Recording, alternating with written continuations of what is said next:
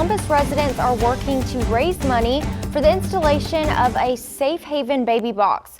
Local organizers say the baby box is a safe way for mothers in crisis to surrender their newborn at the local fire station anonymously. We spoke to local coordinator Ernestine Mobley and Fire Chief Dwayne Hughes about how this works.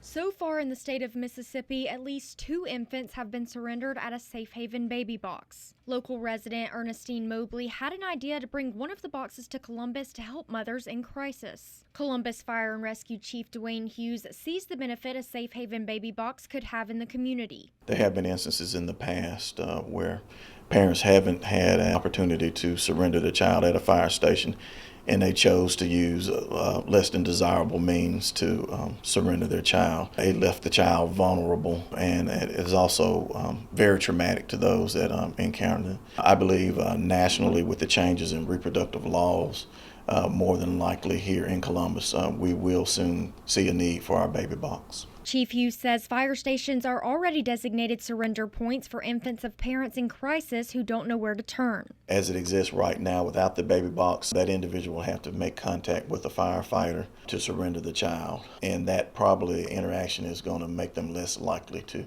surrender that child at the fire station. Hughes says once the box is closed, it locks from the outside and an alarm will go off in the station to let firefighters know an infant has been surrendered. There is also a signal transmitted to the local E911 dispatch to let them know. The child is not left there for any length of time that's going to bring harm to that child.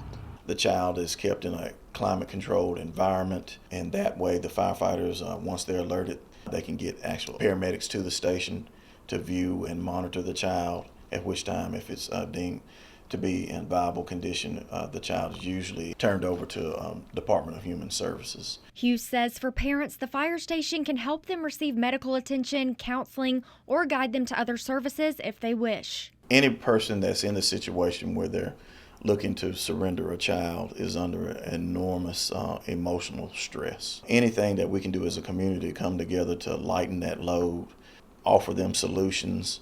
This may be a temporary surrender. We don't know. But what we do know is that this community cares about that parent. This community cares about that infant. And I believe that the Safe Haven baby box is an effort that we collectively can show that care. There is a need here, okay?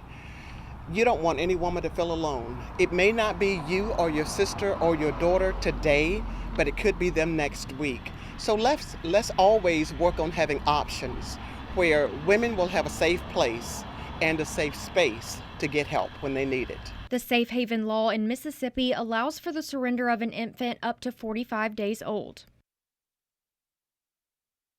Hughes says there will be training that goes along with getting the baby box, and more protocols will be developed. The goal is to raise $16,000 to $20,000 for the box. If you're a parent in crisis, you can call or text 1-866-99-BABY1 to learn more about donating. Go to our website at WCBI.com.